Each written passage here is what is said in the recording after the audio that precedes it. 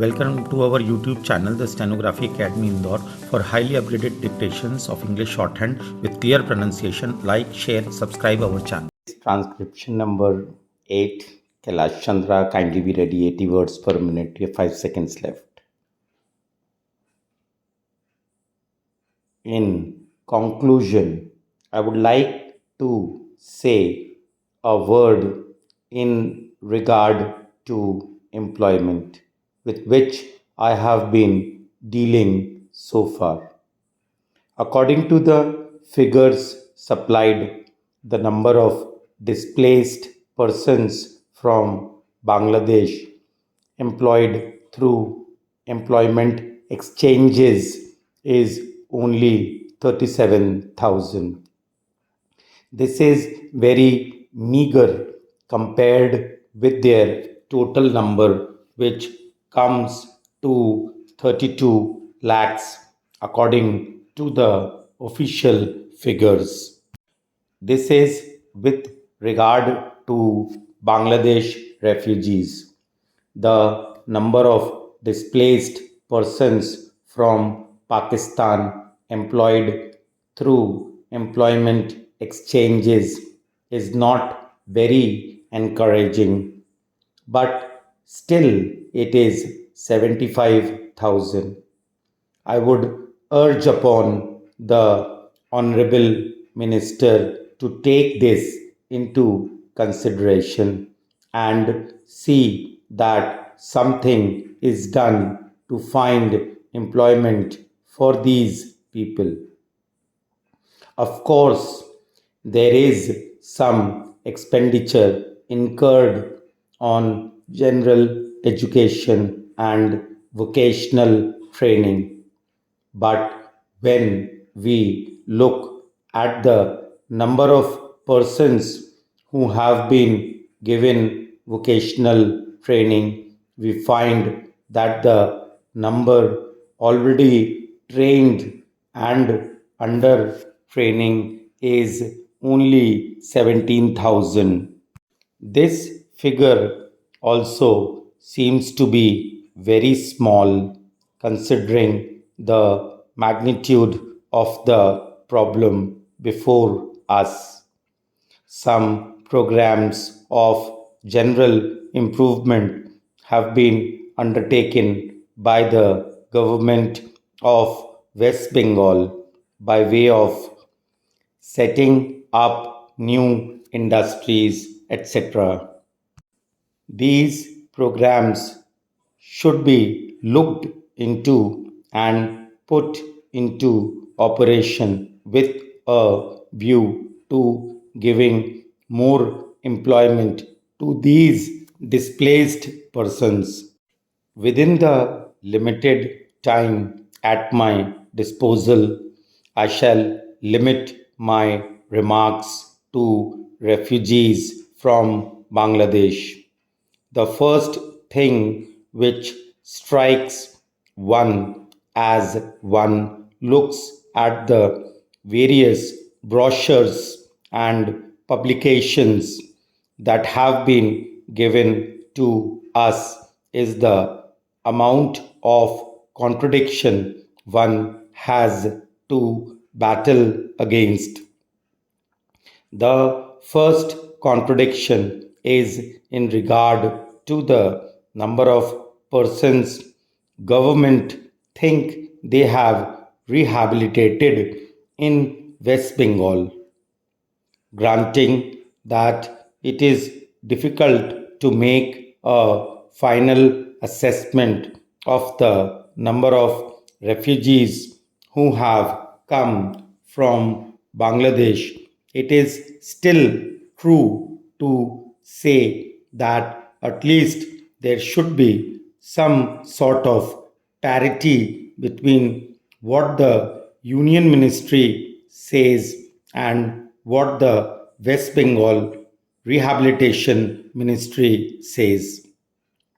Only a few days ago, the West Bengal Minister of Rehabilitation said that there are 22 lakhs of refugees who have to be rehabilitated, but the central government's figures are 31 lakhs. Unless the government know the number of people they have to budget for, it is rather bewildering to know how they mean to plan in bringing about their rehabilitation.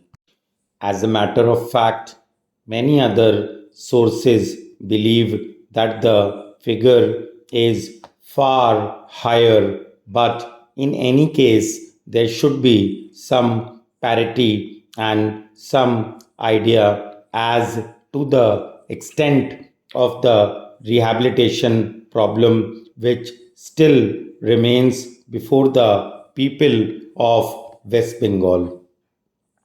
The other contradiction is this.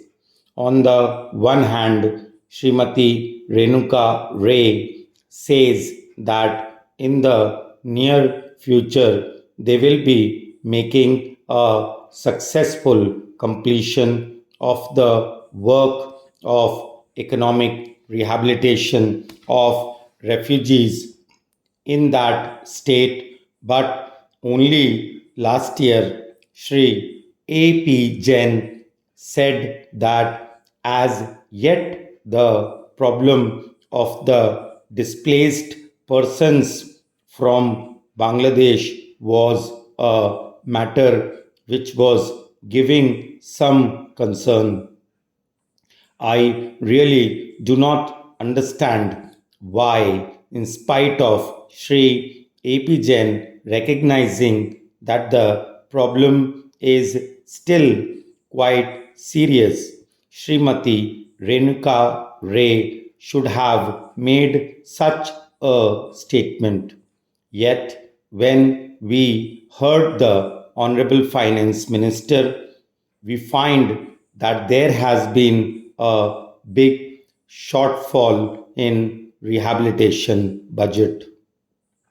I think that if the fact finding committee's report had been published, the assessment that we have rehabilitated about 50% of the people of Bangladesh who came over as displaced persons would have become quite clear in regard to its incorrectness. As a matter of fact, when we went round the camps and colonies in West Bengal, we found that as yet not more than 15% of the people have been rehabilitated in the sense that they are able to eke out their subsistence on the poorest levels. It is not more than 15%, and I think the figures of the fact finding committee are still lower.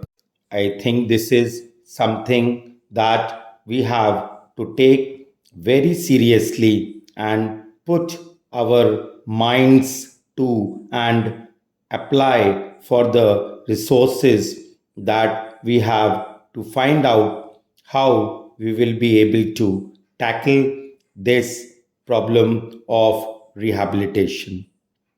Now, coming to the question of relief, I feel that until we are able to give really proper rehabilitation, we cannot withdraw relief. It is no use arguing whether relief leads to lethargy and moral slackness unless our rehabilitation policies are fruitful. Have we any right to starve the people to death?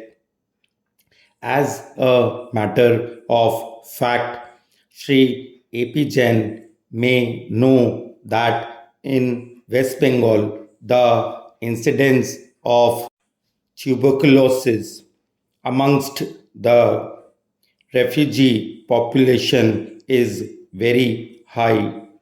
Only a small percentage of them is catered for by the medical relief given by the Directorate of Rehabilitation.